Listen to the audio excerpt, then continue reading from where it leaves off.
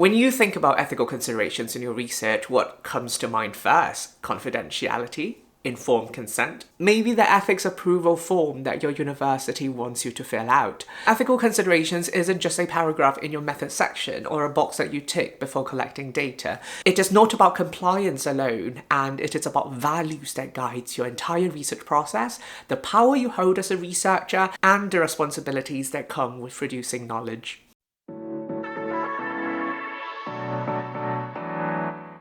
Hi there, I'm Dr. Kenyon Wong and I teach research at 2 UK universities, and I run a business teaching and supporting Masters and PhD students on their research. In this video, we are unpacking advanced ethical considerations for postgraduate research. Most students that I teach already know the basics like consent, anonymity, approval forms, but this often leads them to thinking that ethical considerations is just a bunch of admin tasks. What often gets missed are the deeper questions that define the integrity of your research. We explore 3 interlinked areas in this video. Firstly, axiology, the values and fairness behind why we do research at all in the first place. Secondly, power and positionality, especially when you are researching within your own workplace or community. And lastly, advanced considerations of safety and protection for your participants. In this video, we'll cover the more complex matters relating to ethical considerations. However, before you get to these, there are some key ethical elements that you will want to address first. Chiefly, you will need to know how to align your ethical considerations within your research design. In my online course, I cover how you can align your research design elements from your title all the way to the intended contributions of your research. Using my alignment troubleshooting template, you can easily identify areas where the study is out of sync, including the ethical considerations. So head on over to the link in my video description for this online course. Back to advanced ethical considerations. At the core of research ethics is the question of value, not the monetary kind, but the moral and the intellectual value of your research. Why does your research matter? Who benefits from it? And what kind of impact will it have? This is the axiological dimension of research ethics, the idea that all knowledge production is value-driven. Now, when you choose a topic, frame your questions, or interpret your data, you are making value judgments about what counts as important in this area of research and whose voices deserve to be heard. Ethical research is therefore not just about avoiding harm, but about creating value responsibly. It asks, are you producing knowledge that genuinely serves others? Ethics does not start at your methods chapter, but begins at the conception of your research idea.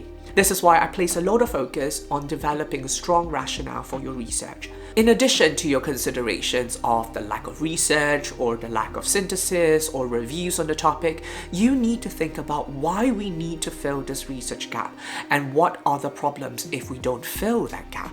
Students can often identify research gaps, but research gaps exist everywhere. You can learn more about that in this previous video that I've done about research gaps. But why do we need to spend so much time and money to fill that gap? That's the value question. Maybe without your research, we do not know an important component of the research application. Maybe without your scoping review, educators are applying a teaching method quite blindly. Maybe without your experiments, the development of this technology cannot progress. Who is your research for and how do they benefit from your research? Is it for educators in the field? Is it for public health policy makers? What can they potentially learn from your study? Remember, research gaps exist everywhere, but not every single gap is worth filling. Now let's turn to power dynamics, one of the most under-discussed ethical challenges postgraduate students face. Most students that I work with are also professionals. They're teachers, they're managers, they're supervisors, and they're also conducting research in their own organizations. That closeness to the setting then brings both insight and also risk. When you study people over whom you have influence, such as students, employees, or supervisees, the balance of power shifts. Even if you assure participants that their involvement is voluntary, the assurance may not feel entirely genuine to them. They might worry that declining will affect how they are being treated or assessed, or even think about what they are saying and how that may impact their career. This is what's known as the ethics of proximity, how our closeness to our participants changes the ethical stakes within the research. Now, managing this requires practical distancing, perhaps using anonymous surveys or having a neutral third party handle recruitment or avoid direct involvement in the data collection altogether. Additionally, there are questions about you as a researcher as well and how you will interpret the data. For example, you're an educator collecting interview data from students who are expressing frustrations about your own teaching session, or a manager analyzing data on career progression problems of your supervisees, or you are a systematic reviewer synthesizing the effectiveness of a drug that you're also prescribing to your own patients. How will you negotiate your feelings around that? Will it introduce any bias? How would you manage that bias? How would your proximity to your research affect you and your interpretations of it? In some research, this can be a bit more latent. For example, a Saudi Arabian male conducting research on Saudi Arabian women experiences, or doctors doing research on patients' experiences of cancer. Our positionalities and who we are as researchers and humans will invariably tint the way we understand the data. We quite often cannot help but to research topics that we genuinely care about, but that also often places us in close proximity with the topic of research or the research participants.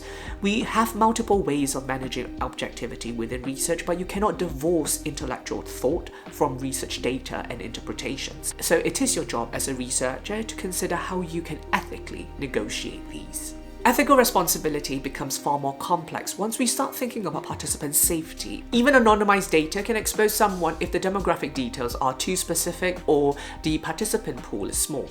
If you collect role, department, age range, and years of experience in a workplace, you might as well be naming the person already. I once had a student who wanted to record gender in a setting that was 90% male. You can immediately see how easily the female participants can be identified in a study like that. Professional risks is another issue that students often overlook. In some workplaces, simply being seen taking part in a research can reveal that someone is discussing sensitive issues. I had a student researching managerial problems, and because the workplace had promoted the study, anyone who saw a staff member in a room with a researcher can reasonably assume that they were talking about management issues.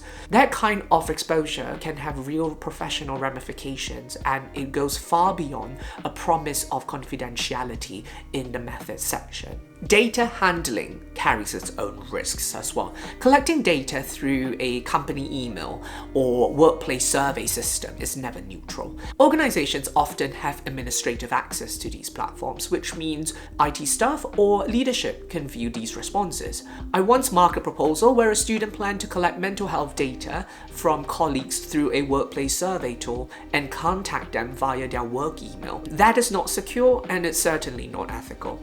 There is also the question of how you share findings. Some organizations expect you to share the results in exchange for granting you permission to collect data in the setting. And even questions from colleagues about how the research is going can put you in a very difficult position.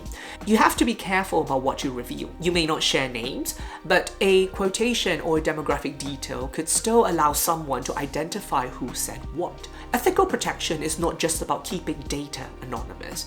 It is about anticipating how people can be exposed through the research process itself. You have now seen that ethical research goes far beyond forms and formalities. It's about values that shape your inquiry, the power you hold in relationship to your participants, and the real-world risks that your study can create if these issues aren't handled with care. When you approach ethics as an ongoing, reflective practice rather than a checklist, you not only protect your participants but also strengthen the integrity and impact of your work. Too often, students are too engrossed in planning what they will do in research, and they forget to take a step back to consider the bigger picture of ethical considerations that might implicate others. If you're interested in learning how to take that step back, watch this video on how my free proposal skeleton template can support you. And if you want to learn more about research designs and alignment, I have an online course that teaches you that. I will catch you in the next video. Goodbye.